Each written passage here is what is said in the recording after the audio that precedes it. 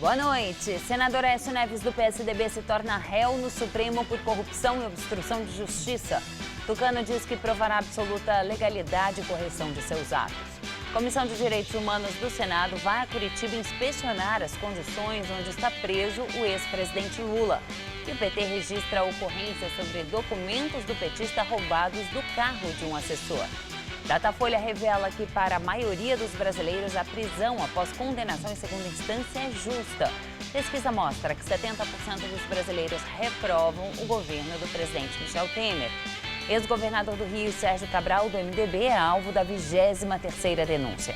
Desta vez, ele é acusado de desvios em contratos da Secretaria de Estado de Administração Penitenciária. Você acompanha essas e outras notícias após o intervalo. Até já. A polícia tenta identificar autores de chacina em São Bernardo do Campo, no ABC Paulista, que deixou 4 mortos. Este ano, pelo menos 17 pessoas foram assassinadas em condições parecidas na capital e na Grande São Paulo. Na porta da lanchonete, o aviso de luto. Um dos 4 jovens mortos, Diego da Silva Macedo, de 22 anos, trabalhava no local no bairro Sítio dos Vianas, periferia de São Bernardo do Campo. Por volta das 11h30 da noite de ontem, quando Diego tinha acabado de fechar o estabelecimento, 4 homens em 2 motos se aproximaram, executaram ele e mais 3 amigos na frente da lanchonete e fugiram. Também foram mortos Rafael Borges, de 25 anos, Cássio de Almeida, de 23 e Edivaldo de Lima Júnior, também de 23, o único que tinha passagem pela polícia por roubo. Segundo testemunhas, a ação foi muito rápida. Antes dos disparos, houve uma discussão entre os atiradores e as vítimas. Segundo a polícia, foram pelo menos 3 tiros em cada um dos 4 rapazes. Os jovens foram obrigados a ajoelhar na calçada para serem mortos. Testemunhas já ouvidas no inquérito disseram ter ouvido cerca de 20 tiros. Eu estava em casa deitada, aí eu escutei 3 tiros, aí depois eu escutei mais 2. Aí eu peguei, levantei e vim aqui correndo, aí tinha um monte de gente, já um monte de polícia. A suspeita da polícia é de que os jovens estavam envolvidos com o roubo de motos. A execução teria sido um acerto de contas, mas todas as circunstâncias serão apuradas. Os criminosos fugiram e as imagens de uma câmera de segurança da região já estão em poder dos investigadores. Vai ser feito aí uma primeira avaliação das imagens, para tentar conseguir placa de moto, modelo, tipo, característica dos autores, e depois com a perícia e degravação desses vídeos que nós vamos chegar pelo menos a uma indicação de autoria. O Ministério Público alerta para o crescimento das mini cracolândias em São Paulo e pede que a Prefeitura não renove o contrato com 3 hospitais psiquiátricos para tratar os dependentes químicos. O homem acende o cachimbo, está com outras pessoas na calçada.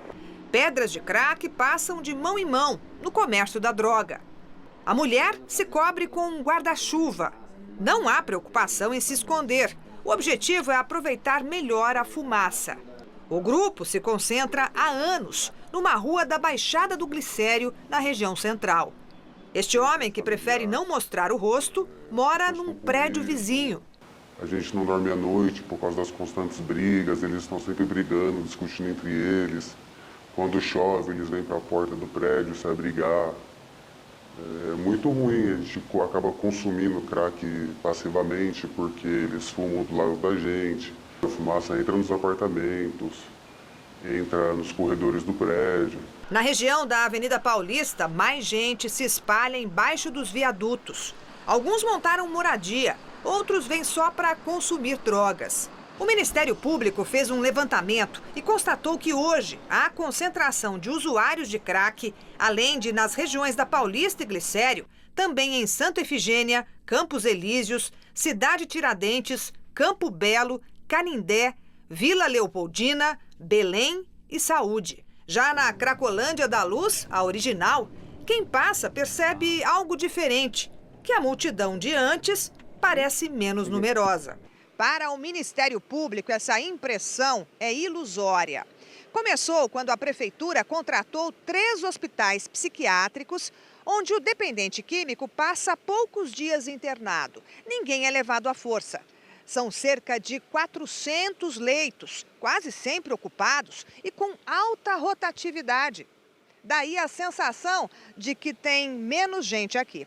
O Ministério Público considera a estratégia sem eficácia alguma, já que não há acompanhamento. E quando sai do hospital, o usuário volta para a Cracolândia. O promotor negocia um acordo para que o contrato com os hospitais não seja renovado. Porque, na nossa maneira de ver, é inconveniente pela relação custo-benefício. O gasto é muito alto, por benefício baixo. Em nota, a Prefeitura esclarece que atua em outras cenas de uso de drogas além da região da Luz. Destaca ainda que foram realizados mais de 75 mil atendimentos de saúde até o final de março e que as equipes de assistência social receberam 735 mil pessoas nas unidades de atendimento diário emergencial, o Atende, que é a porta de entrada para o programa Redenção, cujo objetivo é resgatar e dar oportunidade de tratamento e autonomia aos acolhidos. Polícia abre inquérito para investigar causa da explosão de um posto de combustíveis na zona norte da capital. 7 pessoas ficaram feridas. O posto fica na Avenida Imirim, na zona norte da capital. 5 funcionários, mais 2 alunos e um professor de uma escola vizinha ficaram feridos. Com o impacto da explosão, o muro da escola caiu. Segundo a Prefeitura Regional da Casa Verde, o posto tinha registro comercial. Já a CETESB diz em nota que o estabelecimento não tinha todas as licenças ambientais para funcionar. O posto ainda usava a bandeira Ali, mas a rede declarou que não tem mais contrato de fornecimento de combustível desde o ano passado. As causas da explosão ainda estão sendo investigadas e o local ainda será periciado. O Corpo de Bombeiros já descartou a hipótese de vazamento de gás. Pré-candidatos à presidência da República participam de encontros com representantes do mercado financeiro. Entre os convidados estava Marina Silva da Rede e também Henrique Meirelles do MDB.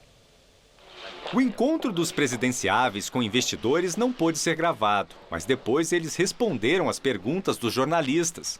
Marina Silva da Rede declarou que as reformas da Previdência, tributária e política serão prioridade caso seja eleita, mas que elas não serão feitas nos moldes que foram apresentados pelo governo Temer, que, segundo ela, não tem credibilidade para implantar as mudanças. Na área econômica, eu sempre digo, não vamos precisar nem inventar a roda.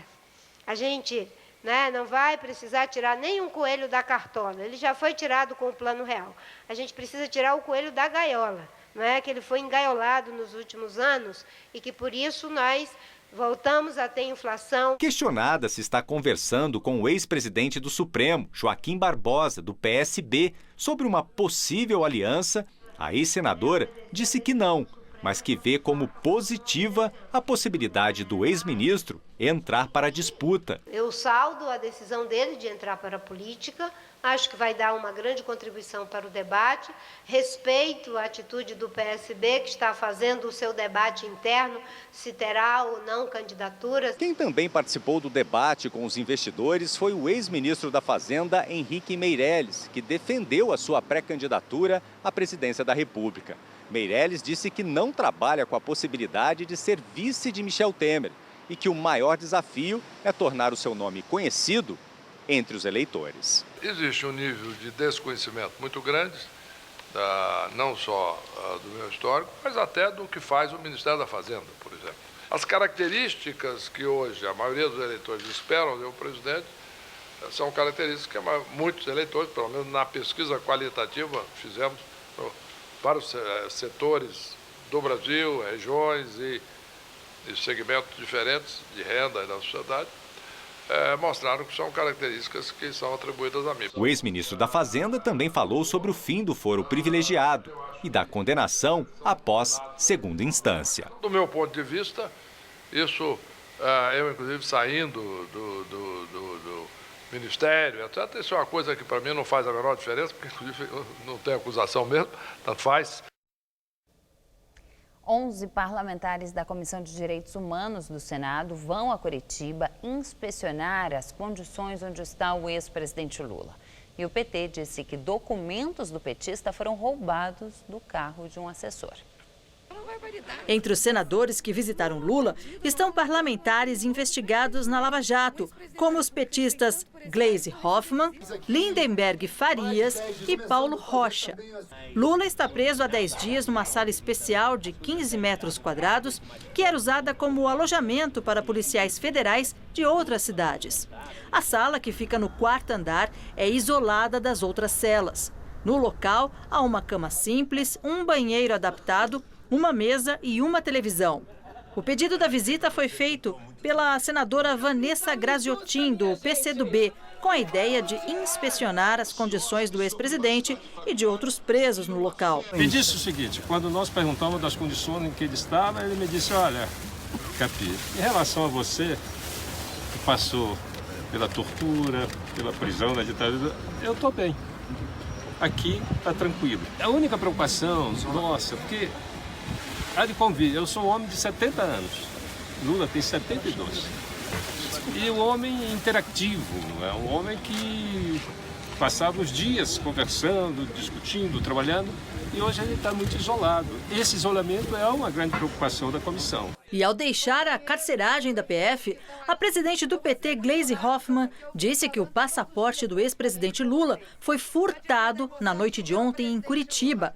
Segundo a senadora, o documento estava no carro de um assessor do partido e seria levado para a Polícia Federal, onde Lula segue preso, juntamente com outros itens pessoais do petista. O caso já está sendo investigado pela Delegacia de Furtos e Roubos da capital paranaense e, por enquanto, não há suspeitos. Furtaram objetos pessoais do presidente que estavam nesse carro. Roupas dele limpas que viriam para ele agora, roupas de cama que foram lavadas, as cartas que as pessoas escreveram para ele, uma pasta com documentos, tinha lá talão de cheque, também o seu passaporte. A investigação acontece, mas nós estamos muito preocupados com isso. O PT diz ainda que, além dos documentos, também foram levados um frigobar e o estepe do veículo. E após a visita, os senadores seguiram para um terreno onde um grupo de apoiadores do petista está acampado. O local foi alugado após a Justiça proibir a permanência deles em barracas nos arredores da Polícia Federal, com multa de R$500 mil por dia em caso de descumprimento. Os manifestantes poderão circular na região e realizar atos apenas durante o dia. O terreno é particular, o contrato tem duração de 30 dias. Mas nem o valor do aluguel, nem quem o paga foram informados pelos organizadores do movimento. Pesquisa Datafolha mostra que 70% dos brasileiros reprovam o governo do presidente Michel Temer. De acordo com o site, a pesquisa ficou assim: 6% dos entrevistados consideram o governo Temer ótimo ou bom, 23% acham regular e para 70% a gestão de Temer é ruim ou péssima. Segundo o levantamento, numa escala de 0 a 10, a nota média do governo Temer ficou em 2,7. 41% das pessoas entrevistadas deram nota 0 e só 2% atribuíram nota 10. Na evolução das últimas pesquisas, o resultado é o seguinte: consideravam ótimo ou bom o governo de Temer em setembro de 2017, 5%. Depois, 5% de novo, 6%. E novamente 6%. Consideravam regular em setembro do ano passado 20%. Depois 23%, 22% e 23% de novo. Ruim ou péssimo em setembro do ano passado 73%. Depois 71%, 70% e 70% de novo.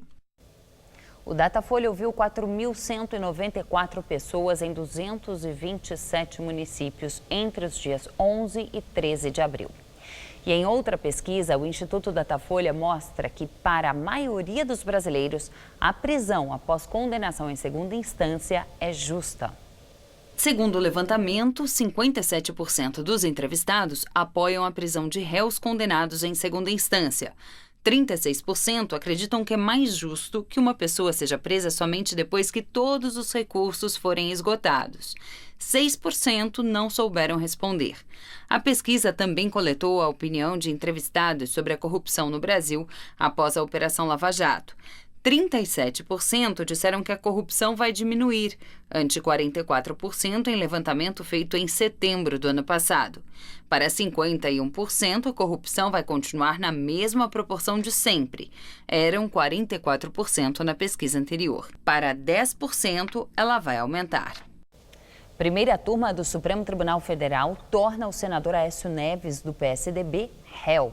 Agora, o tucano vai responder à ação penal pelos crimes de corrupção passiva e obstrução de justiça. O senador foi flagrado em conversa telefônica pedindo R$2 milhões a Joesley Batista, um dos donos do grupo JBS Friboi. Aécio alega que o dinheiro era para pagar a defesa dele na Lava Jato. Além do senador, foram denunciados e agora também se tornam réus a irmã do tucano, Andréa Neves, o primo, Frederico Pacheco, e o ex-assessor parlamentar Menderson Souza Lima. Os três chegaram a ser presos neste inquérito e foram soltos em seguida. Na gravação, Aécio indica o primo, Frederico Pacheco, conhecido como Fred, para receber o repasse da JBS. Tem que ser um que a gente mata ele antes de dar o Fred não pode matar ele. Eu vou ser. Pronto. Ou o Fred com o cara desse. Pronto. Combinar o Fred com o cara. Tá bom. Porque ele sai de lá e vai no cara. E você vai me dar a vida do trabalhar. Não teus olhos aqui. Dias depois, Fred foi gravado em São Paulo, recebendo parte do dinheiro das mãos de Ricardo Saldi, ex-executivo da JBS. As imagens mostram o primo de Aécio repassando as malas para Menderson Souza Lima, que teria levado dinheiro de carro para Belo Horizonte. Ao receber a denúncia contra o tucano, o relator do caso na primeira turma, ministro Marco Aurélio, disse que há indícios de recebimento de vantagem indevida e de embaraço às investigações. O ministro lembrou ao votar que há transcrições de conversas telefônicas realizadas pelo senador e que delas é possível se extrair que ele estaria tentando influenciar a escolha de delegados da Polícia Federal na Operação Lava Jato. Após a decisão, Aécio disse que vai provar a absoluta legalidade e correção dos seus atos. Não houve dinheiro público envolvido, ninguém foi lesado nessa operação. O que houve foi uma gravíssima ilegalidade no momento em que esses empresários, réus confessos de inúmeros crimes, associados a membros do Ministério Público, o que é mais grave, tentam dar a impressão de alguma ilegalidade em toda essa operação, repito, privada, para se verem livres dos inúmeros crimes que cometeram. E agora o comentário de política com José Neumann e Pinto. A decisão da primeira turma do Supremo Tribunal Federal de tornar Aécio Neves réu não significa, na prática, nada. Até agora, os tucanos continuam livres da cadeia. No caso do Aécio é pior. Aécio é a maior frustração da história do eleitorado brasileiro. Ele saiu da derrota como um vitorioso. Ele saiu da derrota com 50 milhões de votos, abandonou a oposição, trocou-a por um punhado de dólares, recebeu propina para não fazer a oposição e fingir que estava fazendo. É a figura mais deletéria de toda a política brasileira e está contaminando o seu partido. Está matando por envenenamento o PSDB. O PSDB é um partido que tem poucas chances numa eleição que eles teria como favoritismo caso o Aécio não tivesse traído os 50 milhões de brasileiros como traiu.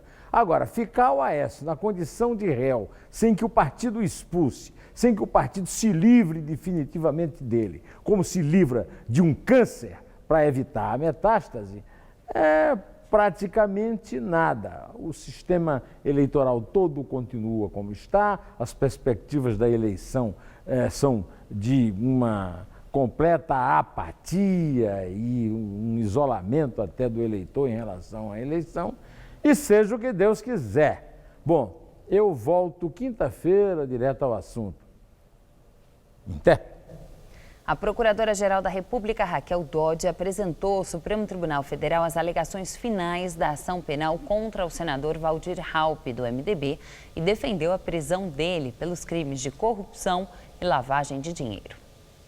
De acordo com a denúncia do Ministério Público Federal, o senador Waldir Raupp recebeu R$500 mil em doações eleitorais da empreiteira Queiroz Galvão a título de propina. Para os procuradores, o valor tem origem em desvios de contratos da Petrobras e a doação legal foi para mascarar a origem ilícita do dinheiro entregue à campanha do ex-presidente nacional do MDB. Nas alegações finais do processo, a procuradora-geral sugeriu a pena de 12 anos e 5 meses de prisão para o crime de corrupção contra o senador e 20 anos e 2 meses para o crime de lavagem de dinheiro, totalizando mais de 32 anos de detenção. O Ministério Público ainda cobra do senador R$1 milhão como indenização a título de danos materiais e morais ao Estado e a inelegibilidade dele pelos próximos anos, como manda a lei da ficha limpa. O advogado Antônio Carlos de Almeida Castro, o Cacai, que defende Waldir Raupp, disse que espera que o STF opte pelo arquivamento da ação contra o cliente dele por falta de provas, a exemplo do que aconteceu com o senador Romero Jucá, no caso que envolvia doações ilegais da empresa Gerdau para o parlamentar. A Procuradora-Geral da República, Raquel Dodge, também defendeu ontem a abertura da ação penal na Suprema Corte contra toda a cúpula do MDB, que envolve o próprio Waldir Raupp, além dos também senadores Romero Jucá, Garibaldi Alves, Renan Calheiros e José Sarney. O chamado quadrilhão do MDB é acusado de ter sido favorecido por um esquema de corrupção da Transpetro, uma subsidiária da Petrobras, onde desvios chegaram a R$113 milhões, segundo a denúncia apresentada contra os senadores no ano passado pelo então procurador-geral Rodrigo Janot. Além de Gleisi, Aécio e Waldir Raupp, outros 3 senadores da República são réus no STF por causa da Lava Jato. O senador Agripino Maia, do DEM, é acusado de ter recebido mais de R$654 mil em sua conta pessoal entre 2012 e 2014 da construtora OAS. A empreiteira também teria doado R$250 mil ao DEM em troca de favores de Agripino. O Ministério Público Federal diz que o senador teria ajudado a OAS a destravar repasses do BNDES para construir a Arena das Dunas, em Natal. Agripino é réu por corrupção e lavagem de dinheiro. Já o senador Fernando Collor, do PTC, foi acusado de receber mais de R$30 milhões em propina por negócios da BR Distribuidora, subsidiária da Petrobras, na venda de combustíveis. Ele é réu pelos crimes de corrupção passiva, lavagem de dinheiro e comando de organização criminosa. Além dessa ação, o senador é alvo de outros 5 inquéritos na Lava Jato. O senador Romero Jucá, do MDB, pediu uma doação de R$150 mil à Odebrecht para a campanha eleitoral do filho, Rodrigo, em 2014, quando era candidato a vice-governador de Roraima. Em troca, segundo os procuradores federais, a empreiteira esperava que Jucá a beneficiasse durante a tramitação de 2 medidas provisórias no Congresso. O senador é réu por corrupção passiva e lavagem de dinheiro. Além dessa ação, ele é alvo de outros 12 inquéritos no Supremo, 6 na Lava Jato. Segunda turma do Supremo Tribunal Federal libera ex-senador Demóstenes Torres, que estava inelegível para disputar as eleições deste ano. A maioria da segunda turma do STF votou a favor da liminar concedida pelo ministro Dias Toffoli na semana passada, que suspendia o impedimento dado ao ex-parlamentar de se candidatar nessas eleições. Demóstenes continua afastado do mandato como senador. Cassado em 2012 por quebra de decoro parlamentar e participação no esquema do bicheiro Carlinhos Cachoeira, Demóstenes estava inelegível até 2027. A segunda turma do Supremo já havia concedido um habeas corpus a ele no ano passado. No início do mês, o ex-senador pelo Democratas de Goiás pediu ao Supremo a restituição de seu mandato e a anulação da decisão do Senado Federal. A Força-Tarefa da Lava Jato no Rio denunciou Sérgio Cabral, do MDB, pela 23ª vez. As denúncias oferecidas hoje à Justiça Federal pelo Ministério Público são contra 26 pessoas, incluindo o ex-governador por corrupção ativa, passiva, lavagem de dinheiro e organização criminosa. A denúncia é decorrente da Operação Pão Nosso, deflagrada em março, que revelou desvios em contratos da Secretaria de Estado de Administração Penitenciária. No último dia 10, a segunda turma do STF determinou que o ex-governador voltasse ao sistema prisional do Rio. A Procuradora-Geral da República, Raquel Dodge, pediu o arquivamento imediato do inquérito aberto no Supremo Tribunal Federal pelo ministro Gilmar Mendes para apurar irregularidades no transporte do ex-governador do Rio, Sérgio Cabral, da cadeia pública de Benfica, no Rio, para o Instituto Médico Penal, no Paraná. Entre os pontos contestados por Dodge está o fato de que a lei não permite que um ministro determine a abertura de inquérito sem que isso tenha sido pedido pelo Ministério Público e que já há uma investigação no Paraná sobre o caso. Além disso, a procuradora apontou que, como não há ninguém com foro privilegiado, o inquérito não deveria permanecer na corte. O sol reapareceu aqui na capital, o que ajudou a elevar as temperaturas à tarde, mas já voltou a esfriar agora e a madrugada também será fria. Vamos ver com Mariana Armentano como fica o tempo amanhã.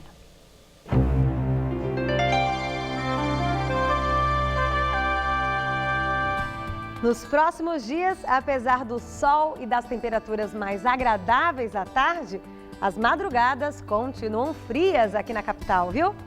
O dia amanhã começa só com 13 graus por aqui e à tarde chega a fazer até 25. Aí na quinta-feira as temperaturas ficam ali entre 14 e 27 graus e na sexta entre 16 e 26 graus. Todos os dias sem chuvas e com muito sol.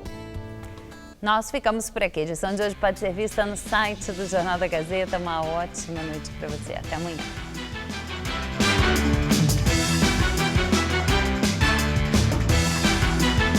Nesta quarta, 9h30 da manhã, no Revista da Cidade, tire suas dúvidas sobre hipertensão.